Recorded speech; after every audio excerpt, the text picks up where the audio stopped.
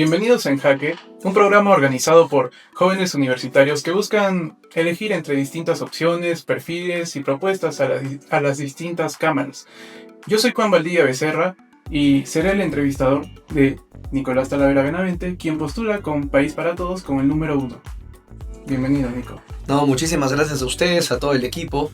Los felicito por esta iniciativa. Creo que es importante que los jóvenes tengan este involucramiento, ¿no? y que sepan escuchar para tomar una decisión en base a una opinión crítica. Así que muchas gracias, Matías, muchas gracias a todo el equipo y siempre cuenten conmigo en los proyectos que vengan a futuro. Candidato, para que los jóvenes puedan conocerlo mejor, ¿quién es Nicolás Talavera Benavente y qué le impulsa al cargo de diputado? Bueno, es una pregunta muy grande.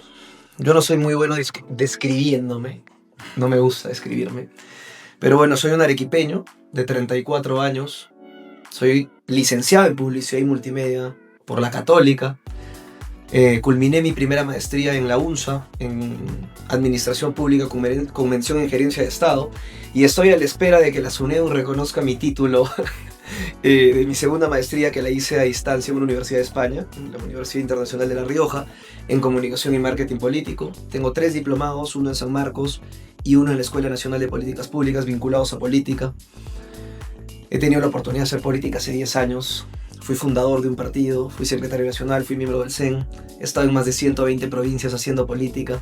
Las elecciones pasadas, a pesar de haber sido uno de los candidatos más votados en las elecciones, por este sistema electoral y por la cifra repartidora nos quedamos afuera, ¿no?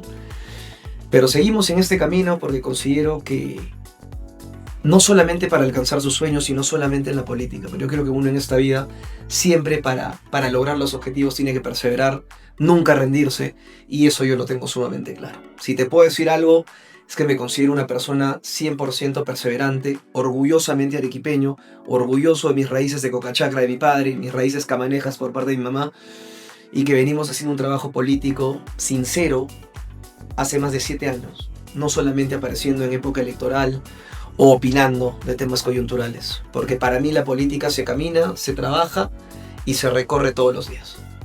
Muchas gracias por tu aporte, Nico. En 2023 se desempeñó como coordinador de conflictos sociales en la Municipalidad de Caima. Así que, ¿qué lecciones aprendidas en ese cargo llevaría al Congreso para abordar la conflictividad social a nivel nacional? Mira, lo más importante siempre, creo yo, no solamente ante los conflictos, sino sobre todo cuando estás en gestión pública, es la comunicación con la ciudadanía. Nosotros no solamente estuvimos en conflictos sociales, también he estado en participación ciudadana y en seguridad ciudadana, trabajando directamente con las organizaciones sociales de base, con los dirigentes, con las ollas comunes, con los comedores populares, con las juntas vecinales, teniendo diferentes tipos de reunión. Por ejemplo, recuerdo con los dirigentes de la parte alta de Caima, del Frente de Defensa de la parte alta de Caima, impulsamos una reforma de una nueva ruta del transporte en Caima, que se llevó a la Municipalidad Provincial de Arequipa. Fue un trabajo de varios meses que lamentablemente al final no tuvo una buena pro.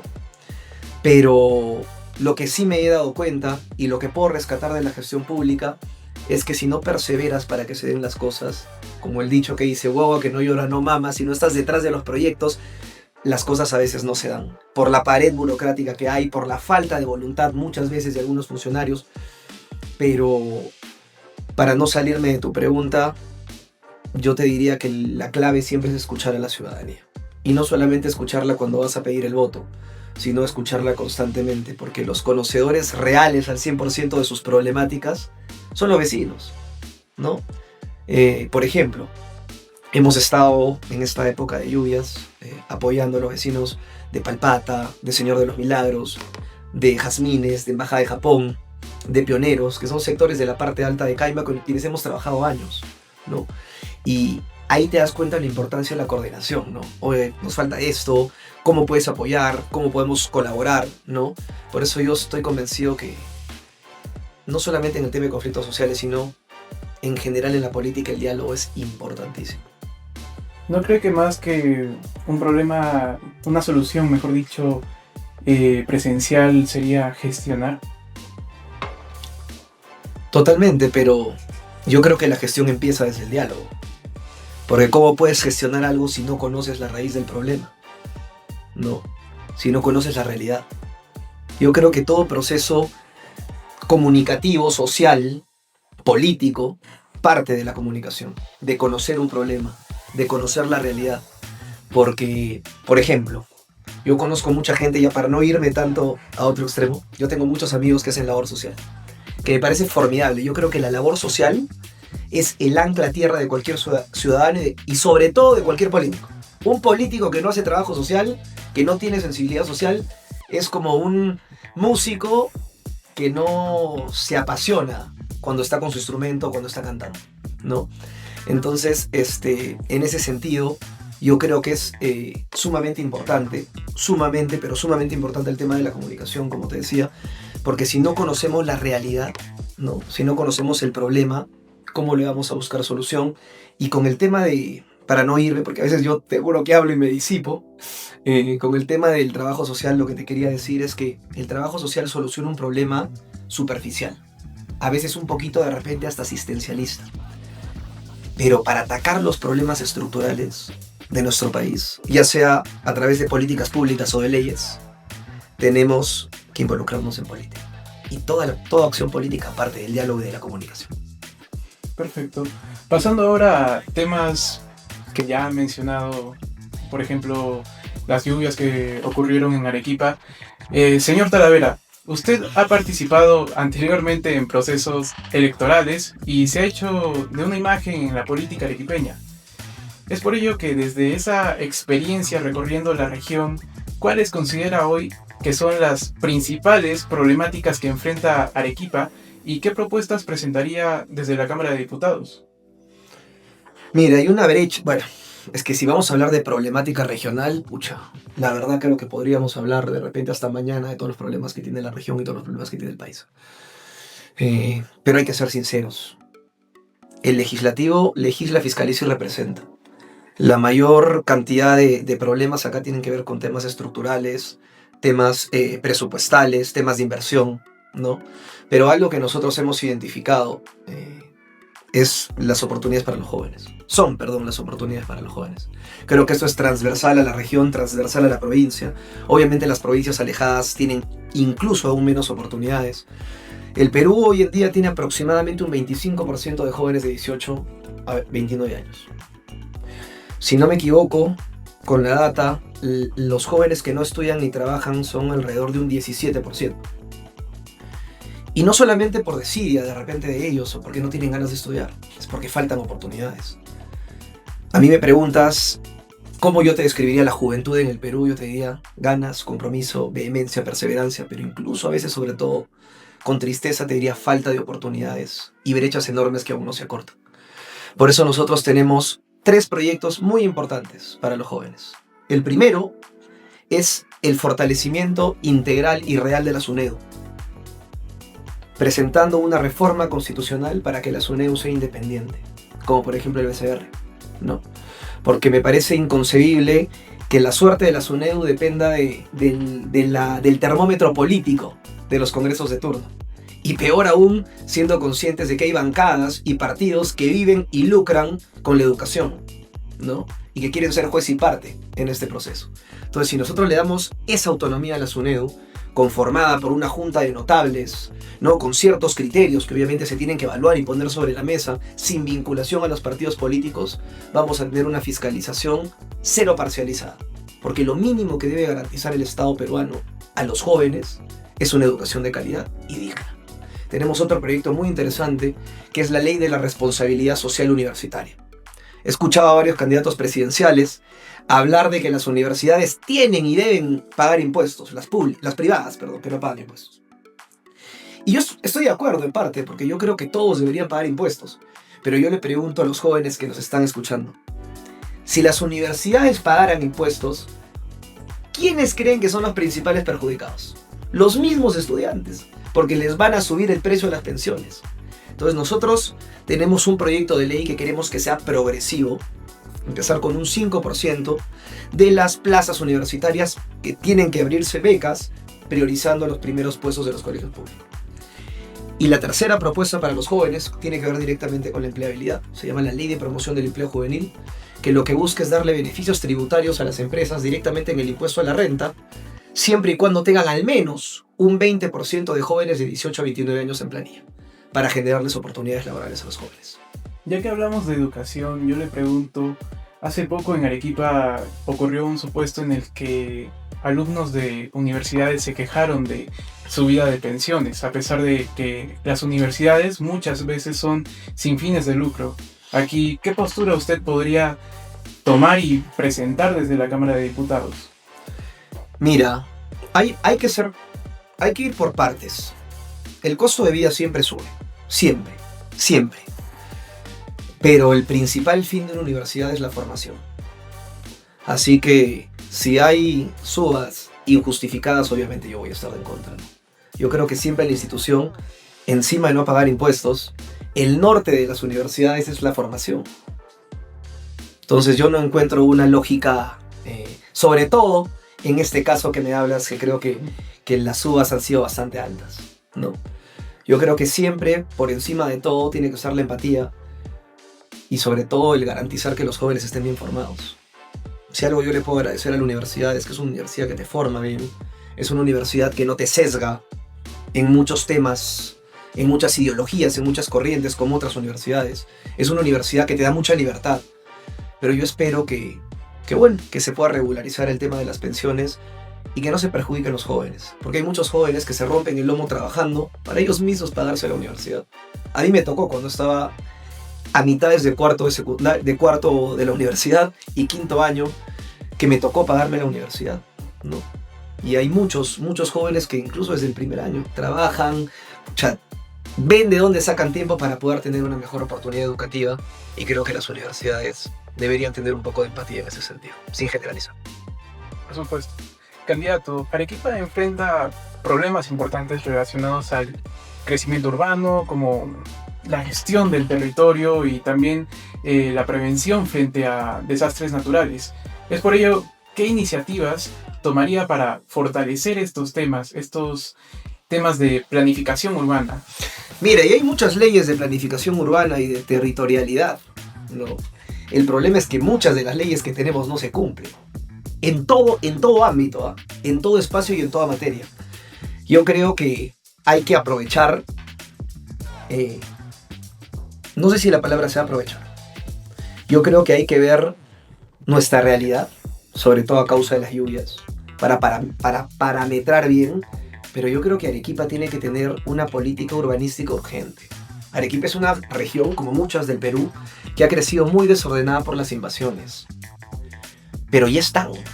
Hay que ver la forma de normarlas en el sentido de evitar construcciones en quebradas, de repente reubicar a las personas, ¿no? Desde la empatía, pero desde la ley y desde el orden también, ¿no? Pero eso es una voluntad no solamente congresal, esa es una voluntad sobre todo ejecutiva. Que yo siento que hay mucha desidia y que entre la municipalidad provincial, la distrital, el gobierno regional se están tirando la pelota para ver quién tiene la culpa. Mira nomás lo que pasa ahora con las lluvias. Cada autoridad iba para su lado, ¿no? Porque no había mucho liderazgo y no había mucho apoyo de las autoridades nacionales. Vino el presidente, estuvo 15 minutos escuchando media vuelta y se fue. Y eso es algo que definitivamente no se puede permitir. Tenemos que crecer ordenadamente, sí. El parque automotriz de Arequipa ha crecido considerablemente, pero no han crecido las calles. Hay más carros, pero tenemos las mismas calles, las mismas pistas. El tráfico en Arequipa es terrible. A ver ustedes, alumnos de la Católica, entren en la mañana y salgan a golpe de 4 a 6, 7 de la noche. El tráfico es insoportable. Cada vez hay más carros, pero no hay planificación. No se trabaja contra el tráfico. ¿Y de quién es competencia esto? Acá sí nadie se puede tirar la pelota que el Ministerio de Transportes. Ese es un tema municipal, ¿no? O sea, la Municipalidad Provincial de Arequipa es quien ve el tema del transporte en Arequipa. Así que espero que puedan meterle un poquito más de foco a ello.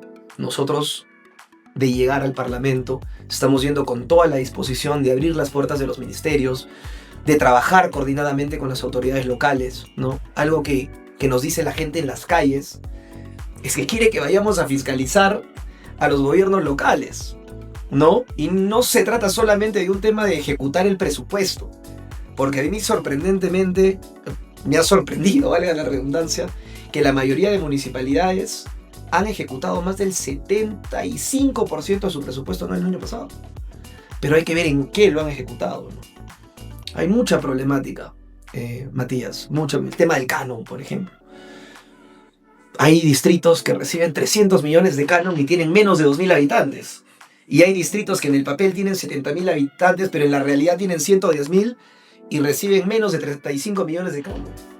Entonces, esas leyes hay que ir a ponerlas sobre la mesa, hay que pensarlas, hay que discutirlas, para que esta distribución del canon minero, que sale de Arequipa, se debería quedar en Arequipa y se debería redistribuir mejor para atacar problemáticas como salud. Hay ascensores en los hospitales públicos que no funcionan hace 3, 4 años atrás. Hay tomógrafos que no funcionan. Y es triste. Hay gente que va a atenderse a un centro público y te dan cita de acá a 2 meses. Hay gente que se muere esperando la cita. Y eso es algo que definitivamente tenemos que cambiar. Lamentablemente, como yo siempre lo digo, la problemática de nuestro país, de nuestra región, un país pluricultural, ¿no? Riquísimo por donde lo veas, es muy variada. Y una sola persona no va a hacer un cambio total, menos en 5 años. Pero hay que ir a sentar las bases, ¿no? Candidato, pensando también en los jóvenes, los estudiantes que utilizan el transporte urbano hasta altas horas de la noche y son un público muy vulnerable a la delincuencia, asaltos y robos, ¿qué medidas usted va a presentar si llegase a ser diputado? En materia de transporte urbano. No, de inseguridad. De inseguridad, bueno. Solo un pequeño paréntesis antes, hablando del transporte urbano.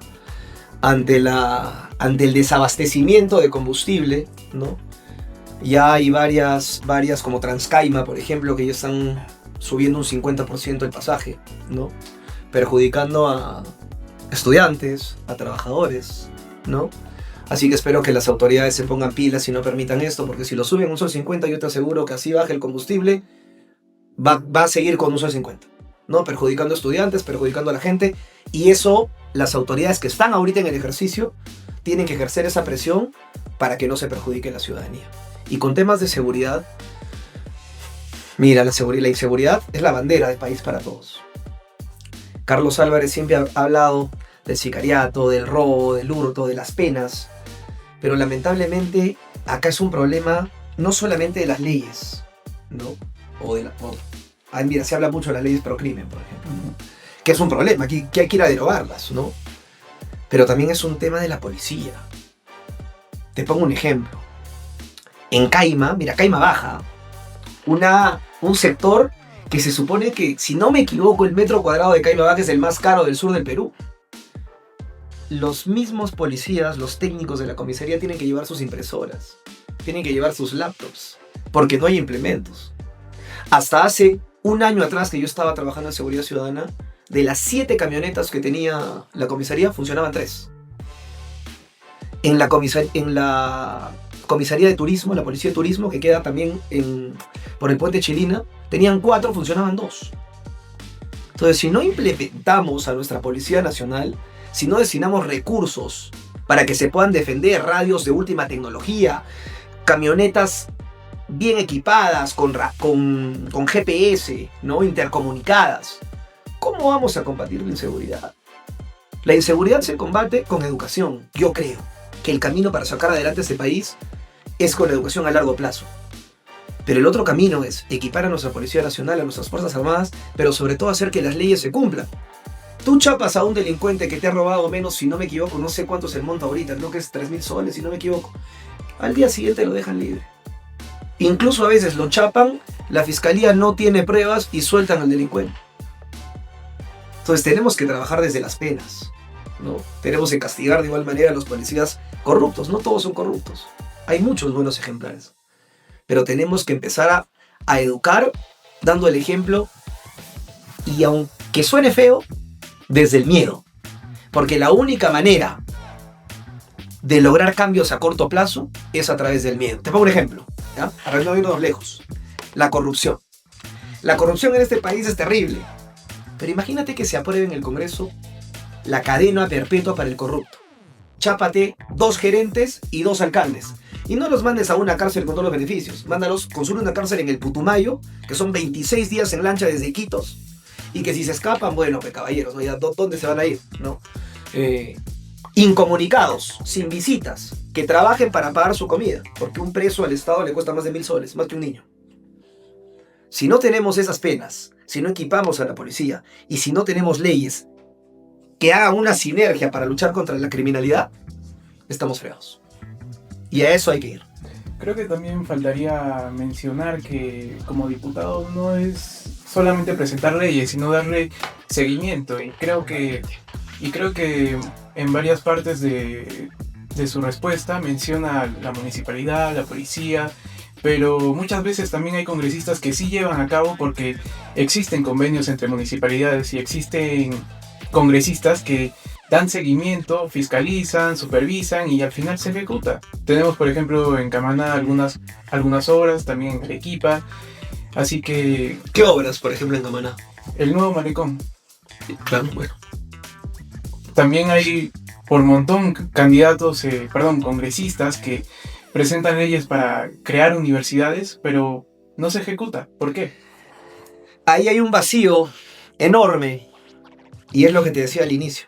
Tenemos muchas leyes, pero no se cumplen. La ley, por ejemplo, de la persona con discapacidad, casi ninguna institución la cumple, ¿no? Y lo que dices toma mucho sentido. Si bien es cierto, el congresista no tiene iniciativa ejecutiva, porque es el poder legislativo, no el ejecutivo, pero el congresista puede ir a traer presupuesto de repente de los ministerios, puede tocar en la puerta al Ministerio de Vivienda, al Ministerio de Turismo, al Ministerio de Economía y Finanzas, ¿no? Y traer presupuesto para que las municipalidades le lleven desarrollo a sus pueblos, ¿no? El tema es que falta voluntad. Y como te decía hace un momento, ese trabajo en equipo. Porque cada funcionario tiene un rol. Imagínate si todos trabajaran como un engranaje. Nos vamos para arriba. El tema es que en esa cadena y en ese círculo hay muchos vacíos. Corrupción, falta de voluntad, falta de preparación, falta de liderazgo, que se repiten, creo que, en todos los niveles del Estado. Yendo a algo pequeño, mira a todos nuestros expresidentes. ¿Cuántos gobernadores regionales o exgobernadores están en la cárcel o están prófugos? De igual manera, ¿cuántos alcaldes? Entonces, el problema no solamente es el sistema, el problema también son las personas. Por eso es muy importante escoger personas sin antecedentes y personas que al menos hayan mostrado un hilo de coherencia de lo que dicen y lo que hacen, ¿no? Señor Talavera, en las elecciones de 2021 usted obtuvo alrededor de 19,000 votos, si no me equivoco.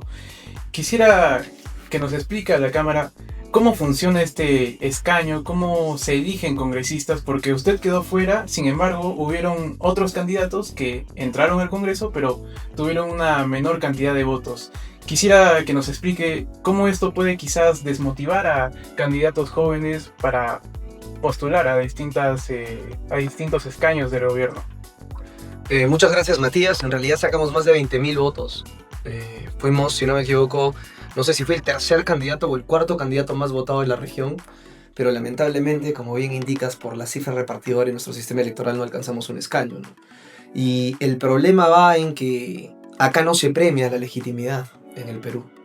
Acá pesa más el arrastre presidencial que el propio capital político, ¿no? Por eso es que llega mucha gente al Congreso que ni siquiera los conocen en su barrio, ¿no? Porque tuvieron la suerte de ir con el partido que a último minuto despegó y entraron con 12,000, con 11,000, con 14,000 votos, ¿no? Por eso yo creo que sí sería muy importante que cambien las normas electorales en ese sentido, porque el poder político se traduce en la legitimidad y muchas veces llegan personas que no tienen esa legitimidad de gobernarnos, ¿no? Y yo creo que ese tema sí sería muy importante, sumado a otras reformas electorales, porque como le digo a los jóvenes y a todos los amigos con los que tengo la oportunidad de conversar, si no cambiamos las normas electorales, vamos a estar condenados a tener un Congreso peor que el otro cada elección. Perfecto. Señor Talavera, ahora pasamos a un bloque de transparencia. Mi cuestión es la siguiente. Hace un mes el partido País para Todos recibió por fondos públicos de la valla electoral, ¿no? Alrededor de $500,000 de soles. Estos fondos públicos, lo que hizo el País para Todos fue enviarlos al canal de televisión Nativa, un canal que no tiene ni siquiera 1/10 de la población de Arequipa siguiéndolos. Es por ello que quisiera que le explique a los ciudadanos por qué deberíamos confiar en un partido que a la primera que tuvo fondos públicos los redirigió dudosamente a un canal que no tiene cobertura nacional. Una pregunta totalmente válida. No fueron 6 millones, fue 1.8 millones en total aproximadamente, del presupuesto para el partido de la Valle, de la franja electoral, y cerca de 600 y pico mil se destinaron a Nativa. Nativa es un canal desconocido, pero que se encargan de la programación de la Liga 1, pero hay algo que precisar que es muy importante. El único partido que ha renunciado al dinero de la franja es País para Todos. Ante la postura de Carlos Álvarez y los candidatos, como yo, muchos invitados que suscribimos ese pedido ante el partido, o si no nos íbamos todos, ¿no? Y a raíz de ello, el único partido que ha renunciado a los más de 1.7 millones que le da la franja del dinero de todos los peruanos es y ha sido País para Todos. Y yo creo que eso es un dato muy importante, porque creo que demostramos, porque tú sabes que no estar en la franja en un tema de posicionamiento nos debilita o nos perjudica de alguna u otra manera, pero para nosotros primero están nuestros valores y el compromiso que tenemos con el país. Y esta fue una iniciativa de Carlos Álvarez, y valga la redundancia, es bueno precisarlo, el único partido que ha renunciado al financiamiento de la franja electoral es País para Todos. Señor Talavera, después de también revisar la trayectoria en el mundo profesional de su candidato presidencial, de su líder, noto que no ha ocupado ningún cargo en el sector público. Es por ello que seguramente la ciudadanía se cuestiona cómo un cómico puede llegar a ser presidente y qué equipo va a tener. Porque esto nos habla mucho del partido, que un cómico que ha trabajado por más de 40 años en televisión, de la noche a la mañana quiera ser presidente. ¿Cómo podemos confiar en un partido con una figura presidencial de ese tipo? Mira, yo creo que no es de la noche a la mañana, empezando por ahí. Carlos Álvarez es una persona que sí, tiene 42 años haciendo reír a los peruanos, ¿no? Llevando shows a todo el país. Pero lo que no se sabe, o lo que muy pocos saben, es que él hace labor social desde esos 42 años. Yo me crucé incluso hace 3-4 años atrás un par de veces con él en actividades de labor social. Y para mí, en lo personal, el cable a tierra de todo político y de todo ciudadano recae en la sensibilidad y en el trabajo social, que muchos no hacen. Porque ya hemos tenido presidentes con maestrías en universidades en Francia, en Estados Unidos, en España, en Londres, y están prófugos, investigados o presos. Yo creo que la voluntad de ser presidente te debe nacer desde conocer tu país, desde la voluntad, desde el compromiso, un compromiso con tu país, y yo creo que Carlos Álvarez tiene ese compromiso. Ha sido el único que siempre se ha mostrado frontal contra la inseguridad ciudadana. Y muchos lo discriminan por ser cómico, pero no dicen que también es el único que no tiene sentencias ni denuncias, ¿no? A diferencia de la mayoría de políticos que tienen un rosario de sentencias y un rosario de investigaciones. Y yo creo que esos son valores sumamente importantes. Y algo que hay que destacar, que se está rodeando de personas correctas. Por ejemplo, la número 1 al Senado Nacional es Julia Príncipe, una reconocida procuradora anticorrupción, que fue expulsada por 2 gobiernos por investigar a los presidentes de turno. Y yo creo que ella es garante de una lucha contra la corrupción real. Y de igual manera hay otros técnicos en el partido. Uno, estimado Matías, el buen político no es el que lo sabe todo, desde mi manera de ver las cosas. El buen político es el que tiene la capacidad de liderar un buen equipo, de convocar a los profesionales idóneos y correspondientes para cada área, y que tenga una integridad moral transversal a todas sus acciones. Y yo en ese sentido confío en Carlos. Bueno, creo que lo más cercano que podríamos tener a una referencia de quizás uno de los últimos presidentes que podríamos decir que no ha tenido quizás la suficiente capacidad oratoria o en temas académicos, el cual, a mi opinión personal, podría decir Pedro Castillo. O también un ejemplo universal, podría decir justo un candidato que también ha sido cómico, Zelensky en Ucrania. ¿Usted cree que estas personas pueden ser un ejemplo? Porque uno no tiene formación académica completa y el otro es cómico. Y uno acabó como acabó Pedro Castillo y el otro está en una guerra. Así que, ¿cómo podría, más allá del equipo, cuál es la estrategia de Carlos Álvarez, de él y no de su equipo? Que eso es lo que queremos saber. Pero ¿estrategia en qué sentido? ¿Estrategia política? ¿En plan de gobierno? Puedes explayarte en un ámbito general. ¿Qué es lo que va a hacer, por ejemplo, en sus primeros 100 días de gobierno si es que llega a ser presidente? Las principales medidas y la bandera de País para Todos siempre ha sido la lucha contra la inseguridad ciudadana, ¿no? Carlos Álvarez plantea, por ejemplo, la pena de muerte. Quiere salir de la Corte Interamericana de Derechos Humanos, si bien es cierto, solamente para delitos en flagrancia, ¿no? Y hasta que ello se dé, que sea castigado con cadena perpetua, ¿no? Por ejemplo, otro tema importante, el tema de la migración. Saludamos siempre a los buenos migrantes, pero los migrantes que vienen a delinquir a nuestro país se tienen que regresar a su patria. No podemos permitir tener personas que cometan faltas estando en territorio vecino que les abre las puertas con tanto cariño, ¿no? Esas son una de las propuestas, y Carlos Álvarez yo creo que ha demostrado un hilo de coherencia entre lo que dice y lo que hace en innumerables oportunidades. Sin ir muy lejos, lo que me has mencionado de la franja.